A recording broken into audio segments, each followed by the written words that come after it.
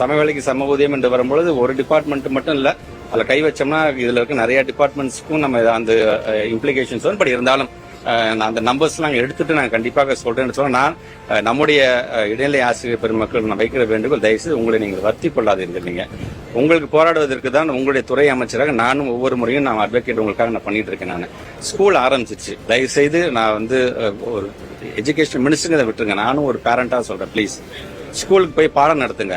பாடம் முடிச்சதுக்கு அப்புறம் 5 மணிக்கு மேல கூட அதே ஸ்கூல்ல ஒரு ½ hour உட்காந்து கூட உங்க எதிர்ப்பு தெரிவிச்சு நீங்க போங்க. நம்முடைய பிள்ளைகள் எந்த விதத்திலும் பாதிக்காத பாருங்க. நீங்கள் பாதிக்காமல் இருப்பதற்கு என்னென்ன செய்யுமோ அதை செய்வதற்கு கண்டிப்பாக நான் தயாராக இருப்பேன் அப்படின்னு நான் தெரிவிச்சேன்.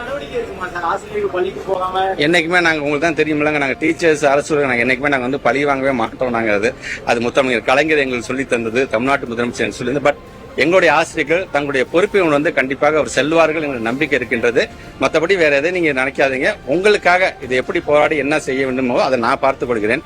தயவுசெய்து உங்களையும் வளர்த்தி கொள்ளாமல் தயவுசெய்து அவங்க வேலையை பாருங்க என்று நான் கேட்டேன்.